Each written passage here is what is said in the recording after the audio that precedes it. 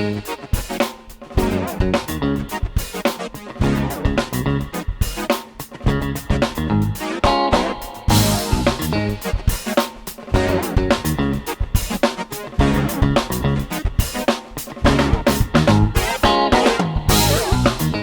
to everyone. I have to thanks to Francesco to having invited me to present this topic today. And thanks for that. And thanks to everyone to dedicate this hour or your life to attend to this meetup. I try to be very quick.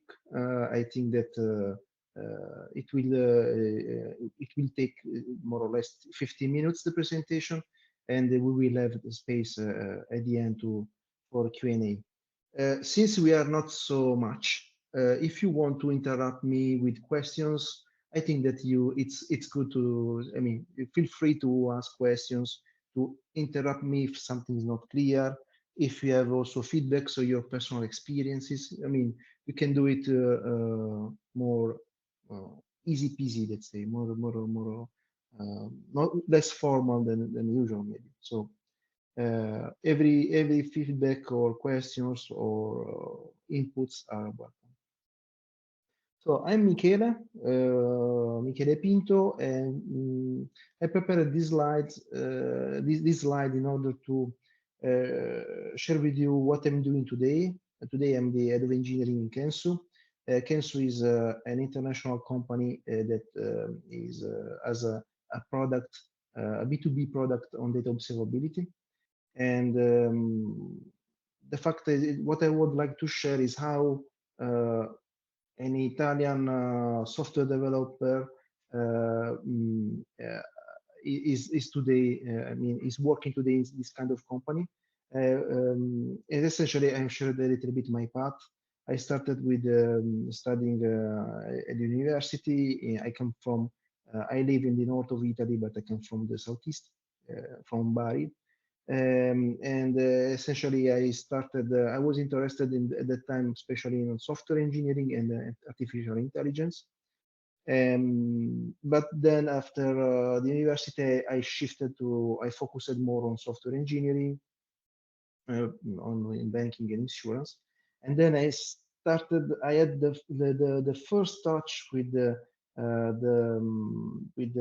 amount of data consistent. So I experienced the first challenges now with this kind of problematics. But in the reality, my first big challenge was in this such a startup. This startup that was we were building gaming for a social platform like for example Facebook. And I had I was very lucky because I was hired as a software engineer, but after a few months, these games went very well on the market. And so in the company, raised the necessity to essentially invest in and build from scratch a new data team. I had these contacts inside the university, so we are talking about 2012, so 10 years ago. And there was very few big data in Italy at the time, so I had the opportunity and the lucky to work both on big data technologies and also on cloud, fully on cloud. After that, I moved then in North Italy, and I worked with the other roles, more focused on data architecture, and then I covered the role of the head of data.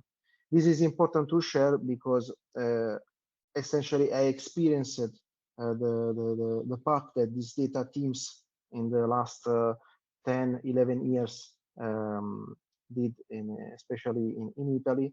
And so I experienced all the problems that this kind of companies and this kind of data teams and data engineers had to solve during this their career and their path. Today, the agenda is very easy. So we will start with a little bit data quality, why, what, and we will go a little bit in detail, discussing and sharing a little bit who should do the data quality, and why is important and how, and then we can also discuss. We will discuss about the indicators, so how we can define data quality and then monitor the data quality. And then we will introduce the concept of data observability, trying to understand why it's different from the simple monitoring of data quality, which is the difference between these two concepts. And then we will also, I'll try to very quickly to introduce how we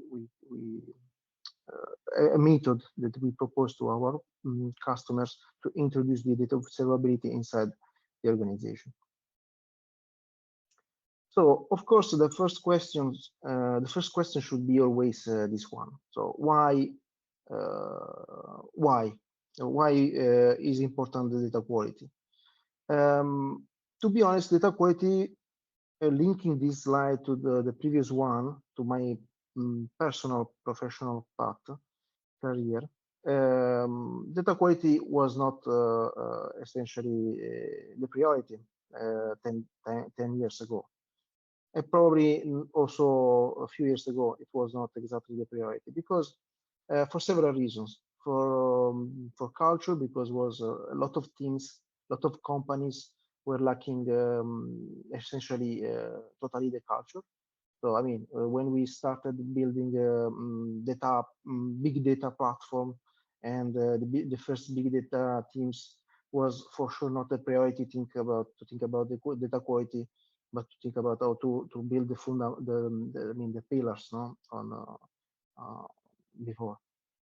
So of course, this is a path. Is not always. It was not, and it is not always the same. But usually, especially in Italy, the companies started to invest more on data engineers, and then start building the infrastructure, and only after started to invest in analytics to understand, okay, how to extract the value from this. Of course, it depends on the companies, but usually sometimes it happens now to start from the infrastructure, and then invest in analytics, machine learning, advanced analytics. After having built, let's say, the fundamentals, one of the let's say next pillar was essentially data governance. Because and then of course data quality is just a pillar of the data governance. Because what happened is that essentially these data teams growth. In first person I had to for example decentralize the data teams because essentially usually what happened, what is happening, yeah, that at the beginning you build in your company the data teams, a data team, a centralized one, usually data team that is responsible for the platform and also for the provisioning of the data. And but essentially this brings a lot of problems. More the first one is the scalability, because of course you cannot scale with this kind of approach. And so what a lot of companies are doing and have already done is to essentially decentralize this data engineers, data analysts, and data scientists. And of course, this brings pros, scalability. You are more near to the product. You are more near to the real needs of the company, and so on. But also brings complexity and also pros like data governance, needs of data governance. So the fact is that is changing the focus, is changing how the data is really important for the companies, because at the beginning the data teams were seen like a sort of RD teams where to invest and check what happens, let's say, in the future. Today is different. There are a lot of companies that at least are data informed, and there are already few companies that are already data driven. So it's not possible to ignore these topics like the governance, quality.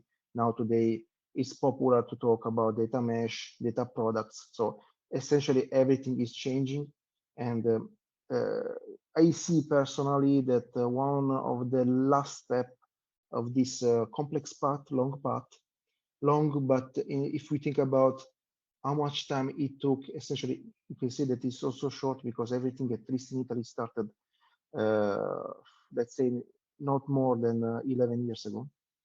I think that one of the last pillar is the data observability. So let's understand what is the data quality, because of course quality and observability we will see that are in any case strictly correlated.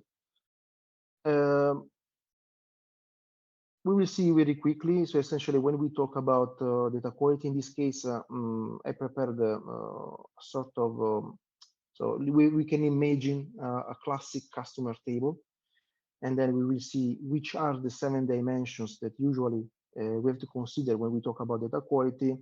And quickly, I'll take some examples to better understand what I'm talking about. So there are several dimensions: accuracy, completeness, consistency, conformity, integrity, timeliness, and uniqueness. We will take something. For example, when we talk about timeliness, we talk about the need to have the data updated in time. All these dimensions are very, very, very critical for who takes care of the and who is responsible for data quality inside the companies. And there is not a dimension that is more important than the other. It depends on what is your the kind of how is your organization is designed, and also it depends on how your tools, your pipelines are organized. But essentially, for example, the timeliness is crucial because, especially with the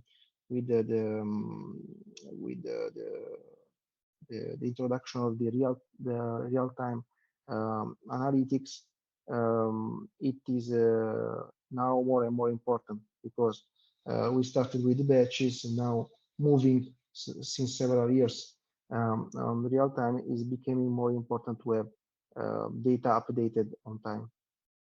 So a simple example is to have our customer table refreshed weekly with the data of the previous week. Of course, there are other dimensions like uniqueness. So the idea is to have to not have duplicated entries inside the table, inside the file. And but there are also other aspects like the completeness. So the fact that you want to have all the customers, or also the conformity, the fourth one, when you want to ensure that your data respects the standards that you defined on top of that. We can spend the entire evening and night discussing this, but what is important to share is essentially that linked to these dimensions, there are also consequences. Because what are definitions, dimensions are then of course there are also impacts on the other teams and to the company. In Kensu we call them catastrophes. So essentially is we linked the two words data and catastrophes because indeed when something wrong happens, essentially you have the a sort of you can have a sort of flow of catastrophes that you have to fix. And you can imagine that, for example, if you, for example, let's take again the uniqueness. If you have, let's imagine your table that for some reasons, you know that it's one of the problems that the data engineers have is to ensure that you don't have duplicates inside your table. And of course, if you have in a case could be to send double invoices. And as we will see, this has an impact on the business, has an impact on the trust, and so on. These are concepts that we will see later. So there are several consequences, and especially we will see later are consequences that can have a big impact, not only for the customers, but for the external customers, but also for the internal one. Especially when we talk about companies where there are people not used to work with data. So this could become a problem of lacking of trust.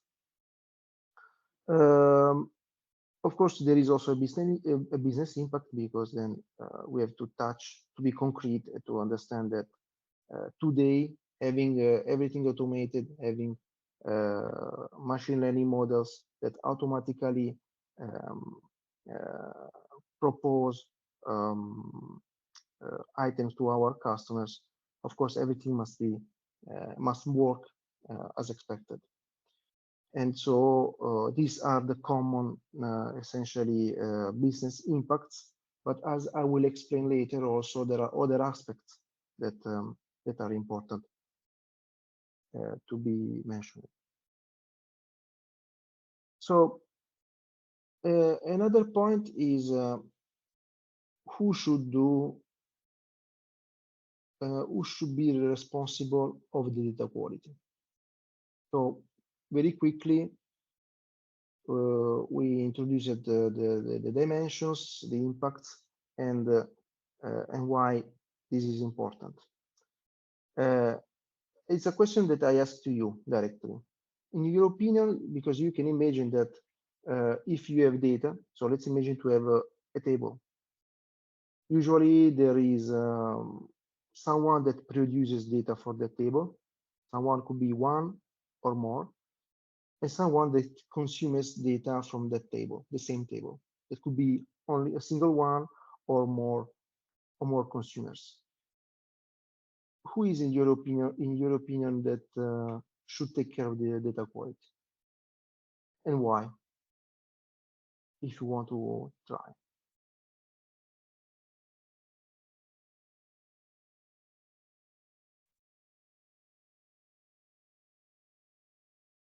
No one?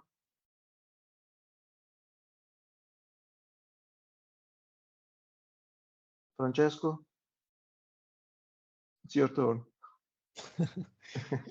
Yeah, I can try. I would say maybe the producer, in order And to why? stop the data issues at the source. So the owner of the data, that is the producer, should guarantee the quality. Also, we will see that also the producers. So essentially, both producers and consumers must be in a different way responsible.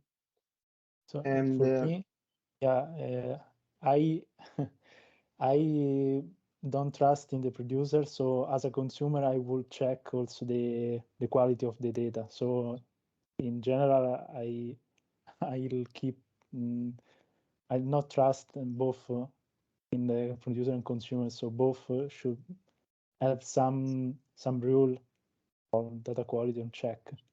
But as so, yeah, essentially you are right. We will see it in the next slides. And the fact is that you mentioned 3 times the word trust. That is the key, because essentially what we will see is how to increase as much as possible the level of trust between these actors, because it's fundamental. Because if you want to work with data, you have to increase the level of the trust. Without trust, you cannot work with data. It happened also to me. I worked with in companies where there was not a high level of trust. We started building this trust, and then due to data quality issues, we lost this trust that is very complex to gain again. So the fact is that is essentially what you mentioned, Francesco, because the fact is that the producers and consumers have an asymmetric data quality information and point of view, because the consumer thinks that is the producer the responsible, because I mean, you are producing, you should ensure that the data quality is as expected. And the consumer usually consider itself like responsible to produce the expected results. Let's imagine that you have to produce a dashboard for the CFO, and then you use the data provided by another team. You're responsible to produce the right results. If something bad happens, it's because your producer did your work not as expected. The opposite point of view is the producer, because the producer usually considers the consumer responsible for controlling the data quality. Because let's imagine that we work in a data in a company where you have let's imagine a central data team that provides the platform and automates some data flows, and then you have other let's say data teams or other teams that are consumers of this data. Usually what happens is that the central team that takes care of the main important flows and the architecture, and also usually also the platform, is responsible to provide this flow, but has no idea something about what is inside the data. Maybe coming back to the dimensions, maybe as a central team, I can understand, okay, I can check the timeliness. I can check maybe, I don't know, integrity maybe is already difficult. Maybe I can check the conformity, it's okay. But how can I check, I don't know, the accuracy or the completeness if I don't have the domain knowledge to understand exactly what I have to check, essentially. So this is why the producers consider consumers responsible for the QA, because, okay, I provide data, I do my best, but you know exactly sometimes what you expect inside the data. Of course, it's not always the same, but happens. And producers consider themselves like responsible to produce the expected data. So, okay, I produce, but it's up to you to check data quality. But the fact is that essentially these roles are alternating, because usually, like in this case, the same actor is consumer, but is also producer. So say that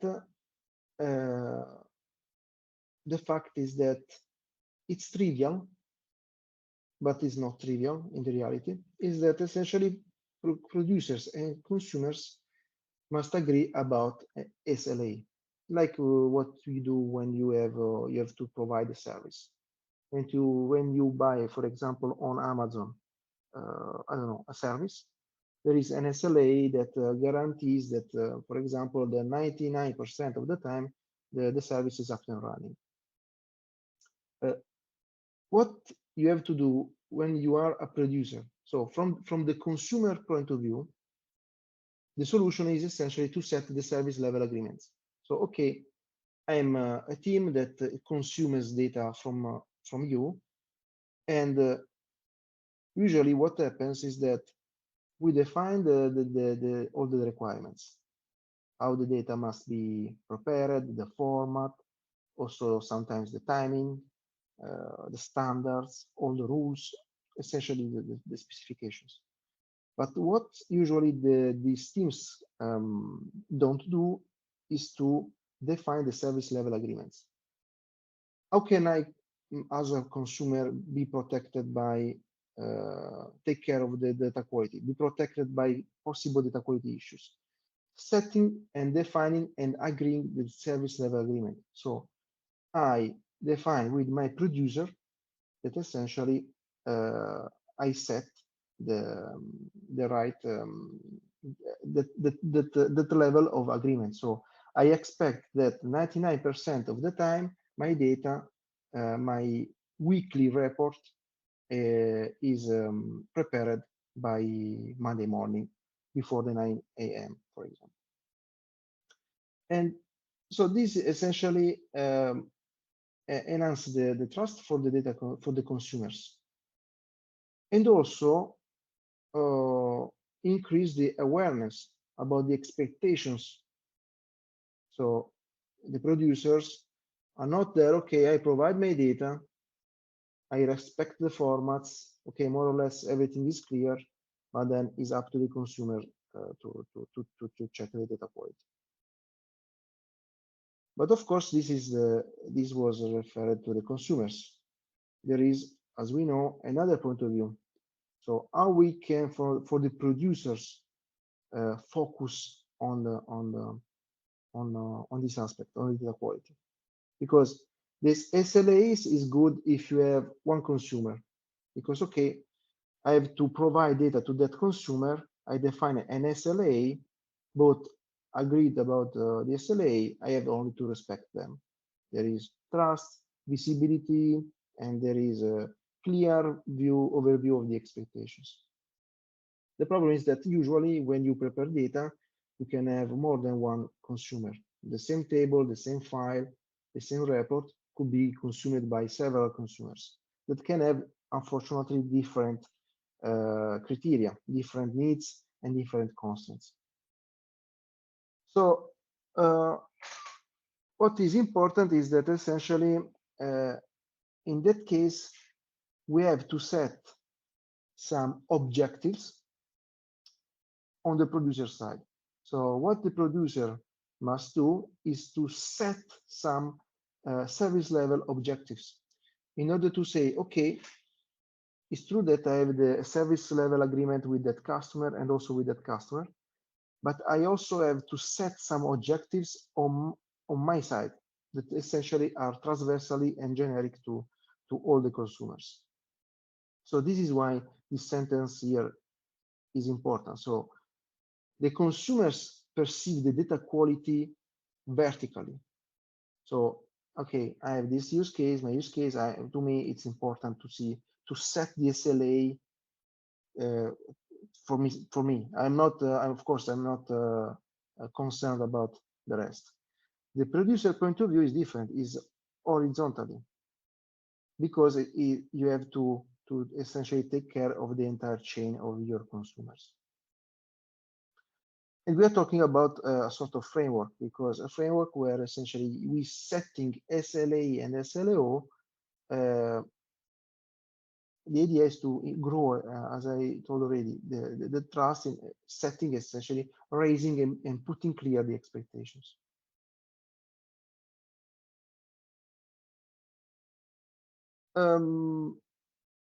Now it's time to go to do a little bit deeply in the question and to talk about indicators, because, okay, we talked about the data quality, dimensions.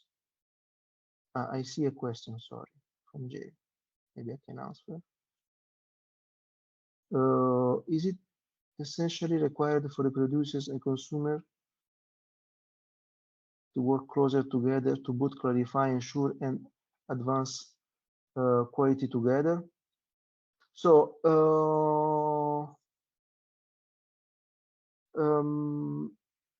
it's a good question. So the question is essentially how much consumers and producers must work together, closer. The fact is that for sure, it's good to work closer as much as possible, because I mean, as you can understand, the communication in this case is always welcome, super welcome. But we have to think about that usually this kind of problem are more and more important in the big corporate, when sometimes you produce data, and sometimes can happen that you never know, you don't know exactly who is consuming this data. This is why are important also the SLO. Sorry.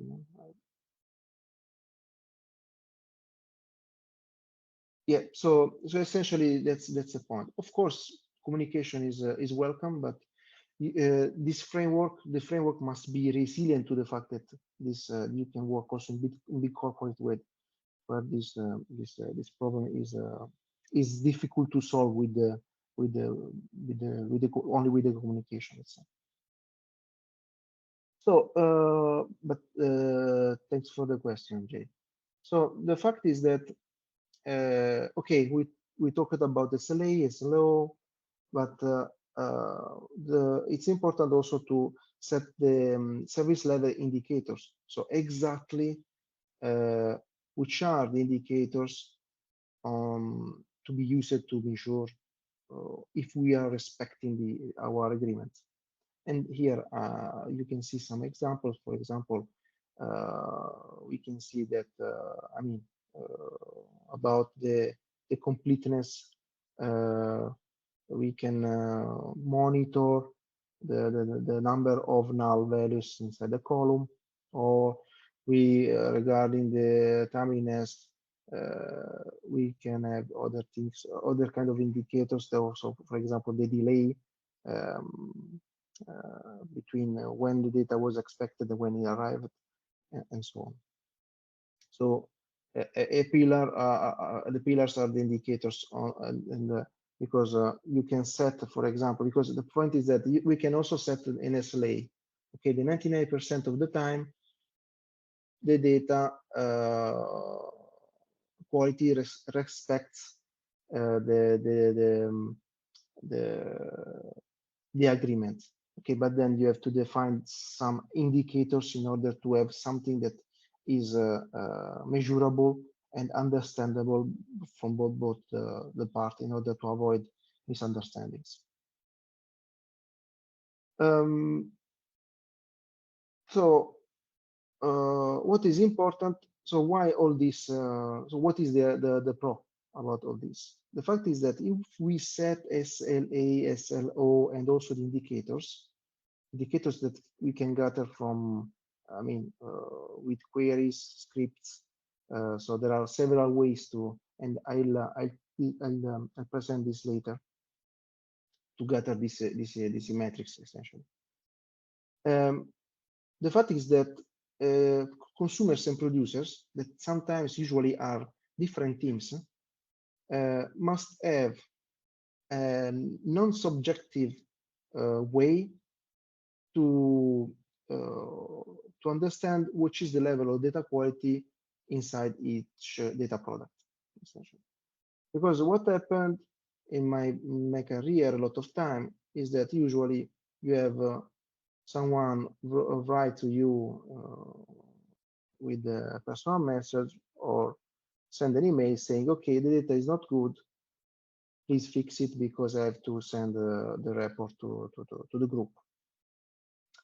So also the communication, you see, there is a big cultural gap, because a fact is that if I provide data, you expect that everything is perfect. You don't understand which are my problems, which you don't know exactly nothing about data quality. Then when something is wrong, you come back ringing to my door. Another kind of level is when you set the agreements, and essentially also the communication is different, because it's really happened that essentially the consumer come back to me saying, okay, not that the data is wrong, but Michele, I don't know, the age column inside the table X has 2% of distinct value than yesterday. There is something wrong. So is already a different kind of communication. There is more visibility, and also, I mean, there is not this wall of ignorance, let's say, that doesn't help, of course. So essentially, when we define, especially from the producers, we define this SLO. So I set some objectives, I make them public. So I mean, probably in the next slide I mentioned something. Yeah. So essentially, what happens is that let's imagine to have inside your company data catalog. So somewhere everyone can see which are the data source that I can pick. One of the problems of the data catalog is that are beautiful as instruments, but they are very hard to maintain. And also, especially in big corporates, is not easy to understand how much I can rely on that data source. So maybe scrolling the catalog, I can see that there are interesting data sources, but I don't know which is the how much I can trust. So it's like a black box, usually not having indicators, not having nothing. You are diffident. So you start with a very low level of trust. So what you have to do is, in the best way, understand who is the owner, understand with him if you can use them, if you can rely, and so on. If you have public scorecard, you can share, for example, your SLO, or you can also have full visibility about the SLA defined with the customers on top of that data product. And then, of course, all this could bring, reputation and an increase of the trust between the actors.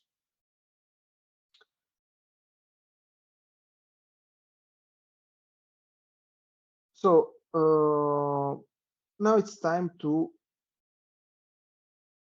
do another step to talk about data observability.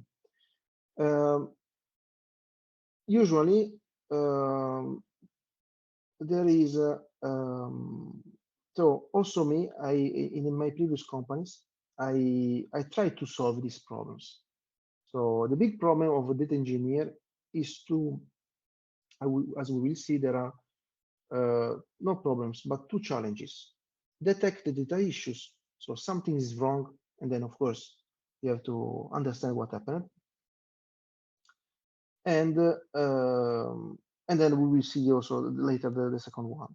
So, but detecting the data issues is not exactly, it doesn't mean to automate the data quality monitoring, because the point is that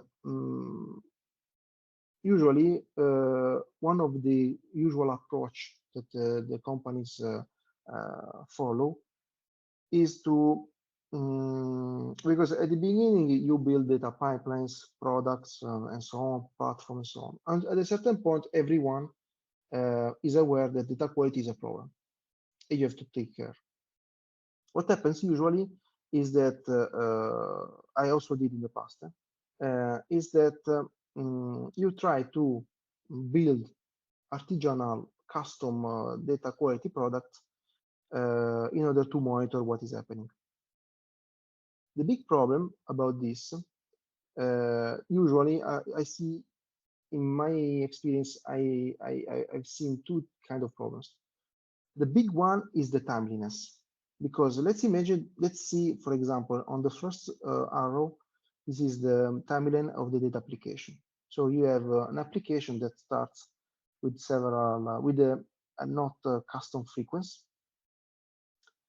And you have then the data quality. Let's imagine to have a tool that monitors the data quality. The big problem is the timeliness, because what happens is that, let's imagine you have the first run, then you have the data quality check, everything okay. The second one run, and then you have the second data quality check, all good. When something is wrong, of course you can be good as you want, but usually there is a gap, there is a delay. And this delay sometimes could cost a lot to you, because sometimes you can discover data issues when it's too late, because maybe you have already other runs. So there is a problem of timeliness. Usually what happens is that these companies, also me in the past, build some kind of solution that monitor constantly what is happening on the data platforms in order to understand it. To detect the issues. So the first point is that you have this timeliness problem. And the second point that is also important is the scalability. Because what happens is that at the beginning, okay, I think that I mean the smartest idea that I had is to okay, let's implement a Python script that performs time to time the data quality checks. So okay, the previous week, the my I don't know, the CEO detected a problem in a report. Data were wrong. They took wrong decisions on top of that. So it became a problem for the company and also for me. So I decided with the team to set a data quality check. How? Let's do a script every day, every 6 hours, every hour. It checks that everything is okay on that table because I know that the table is critical.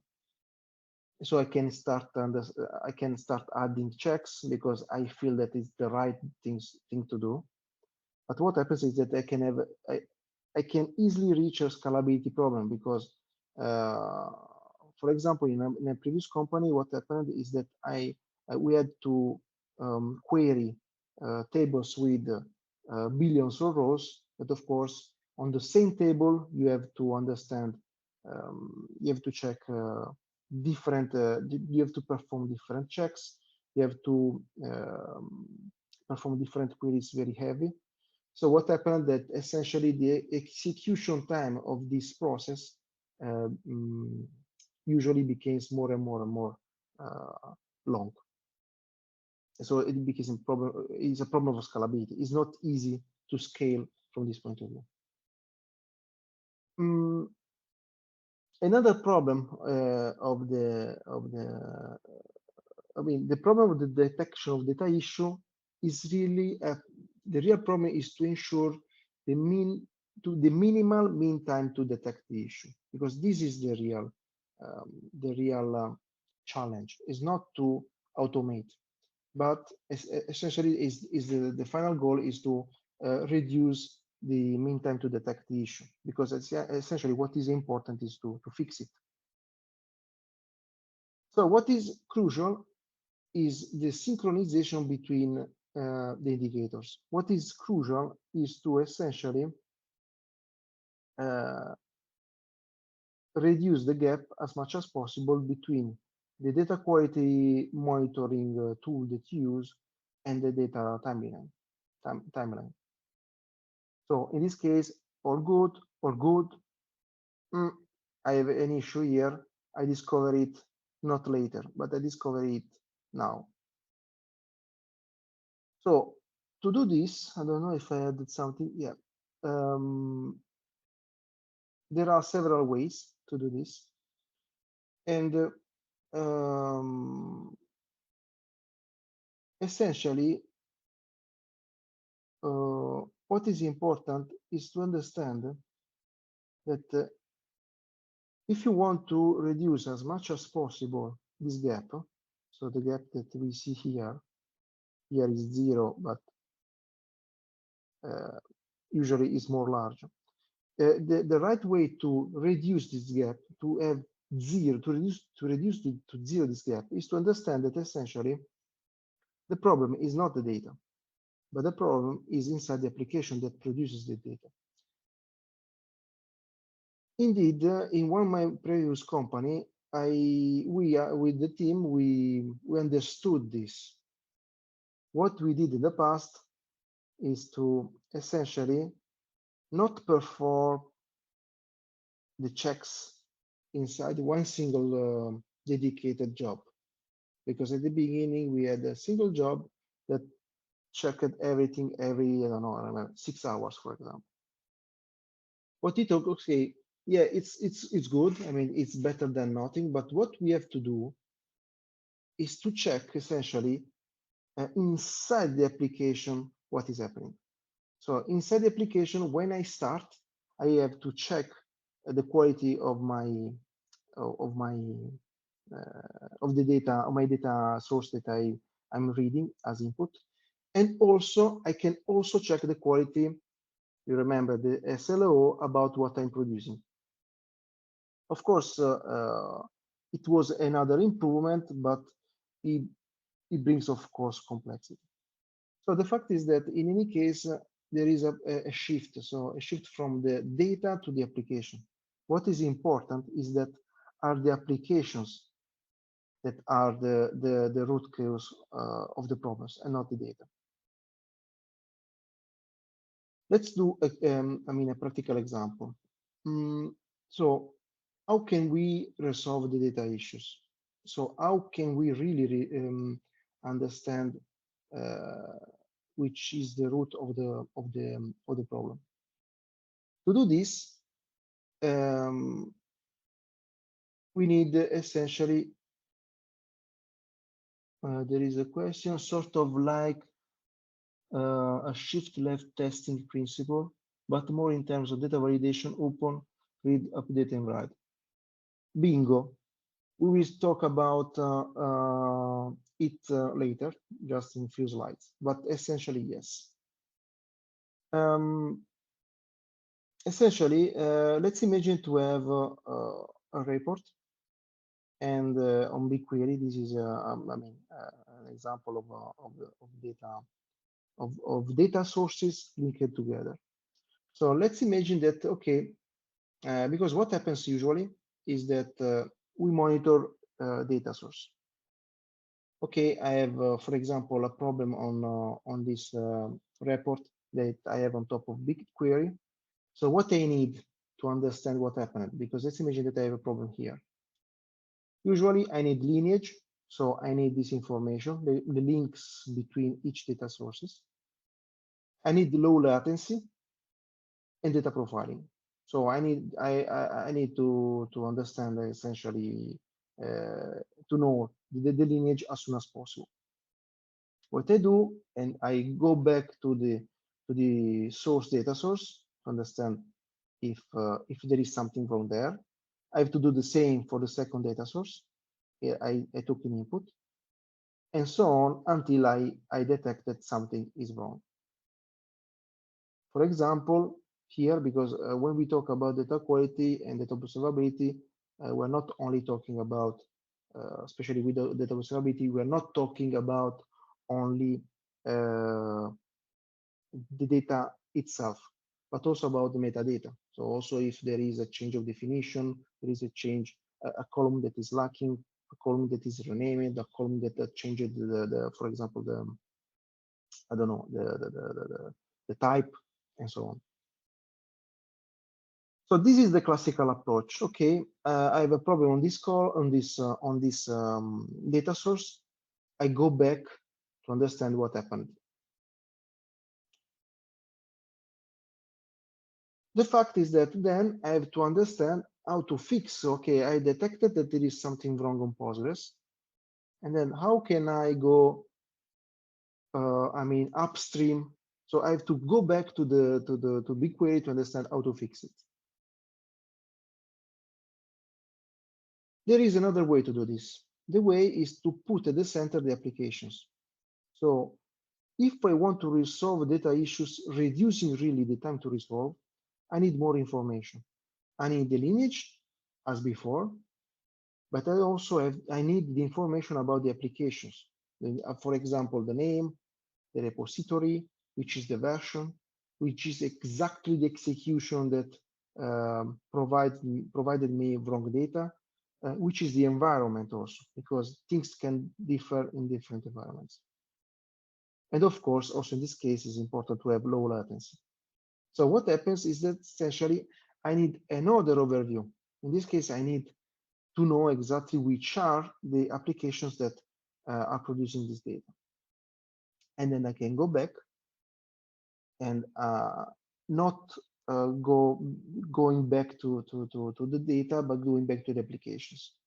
Because with the data observability in the right way, I can understand exactly not only which is the data issue, but I can also link the data issue to the lineage and to the application. And this is fundamental because knowing the application, I can then understand exactly which is the application to fix.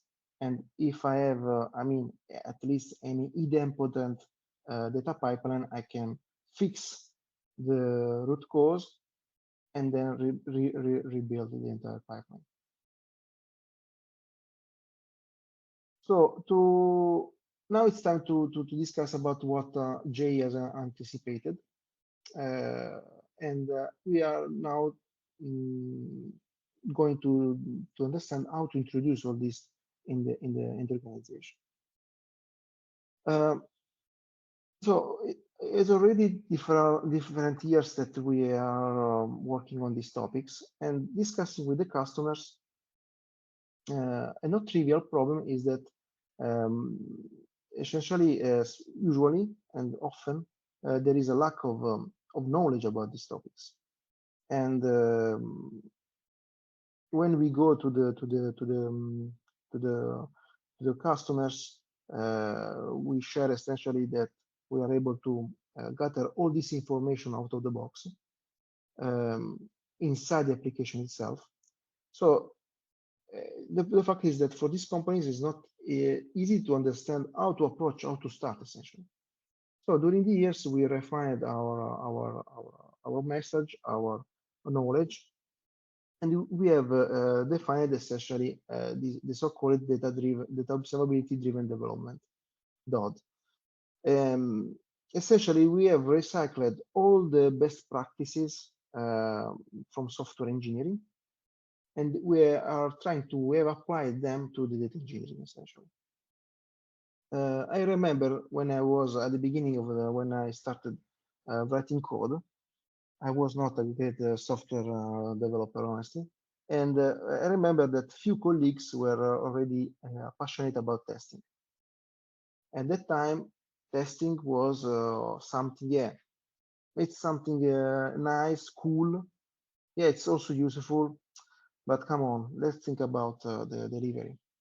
So the software developer 20 years ago were still like particular developers. Yeah, they were fan of the testing, but I mean, we have to deliver. We think that essentially, especially yesterday, we were also in the data engineering in the same situation. Now the things are changing because there is more focus on data quality. Again, companies are taking decisions on top of that, so there is another kind of attention.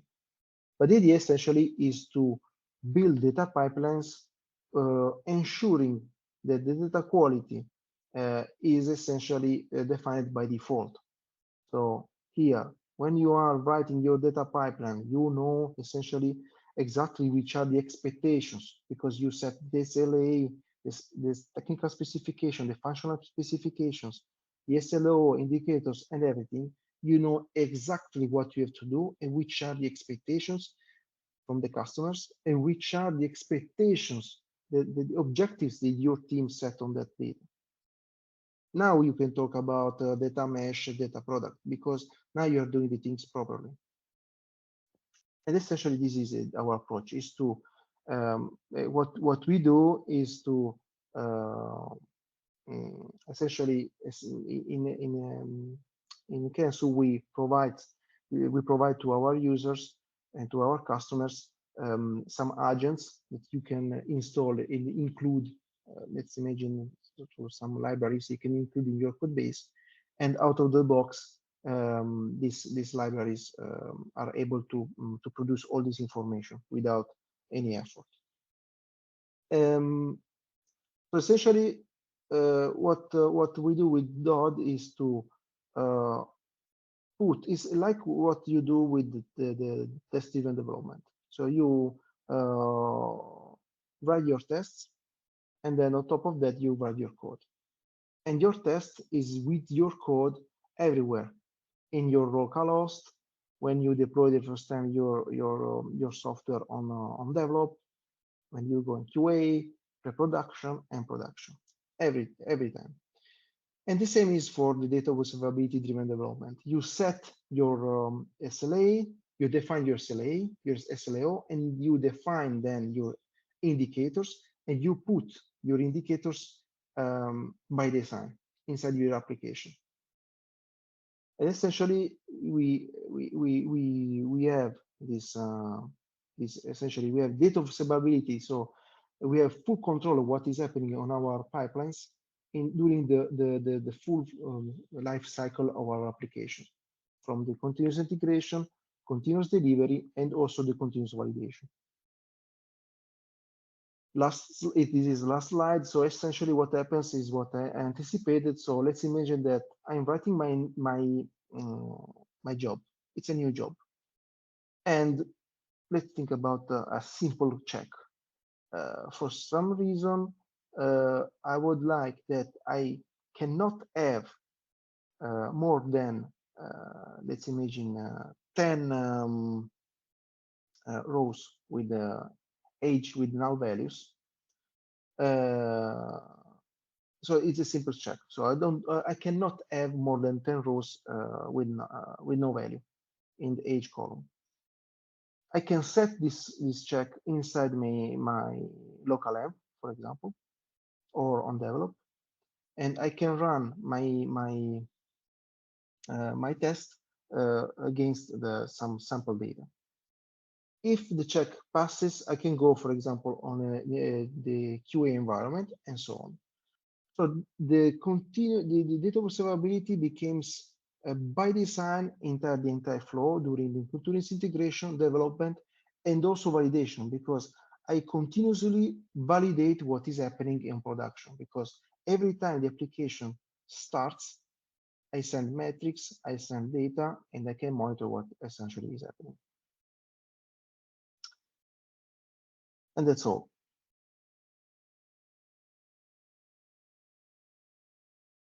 Do you have questions? Thank you, Michele. Really interesting.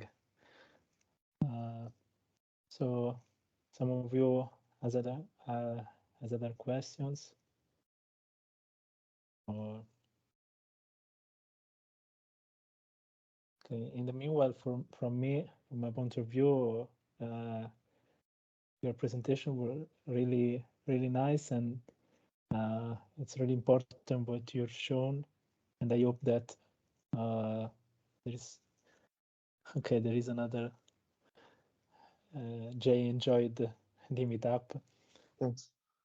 And yeah, really nice also the presentation and your explanation. I think that this practice of data observability is really important. I hope that will engaged from all the corporations, because yeah, writing code is important to deliver, but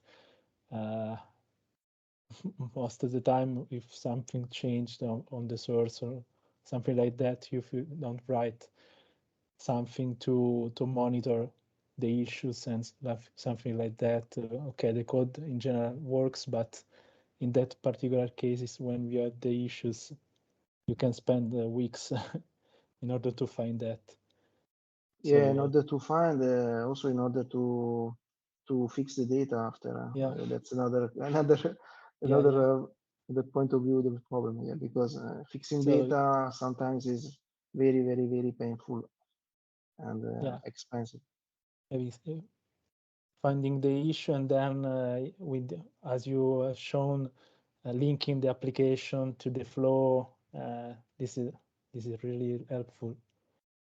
So thank you. I don't know if you have other question. I just repost the form so that you can give feedback for this meetup, and if you want, keep in touch with us and don't want to be a next speaker, or I hope that also Michele would like to be the speaker in another meetup, and also with demos on these arguments.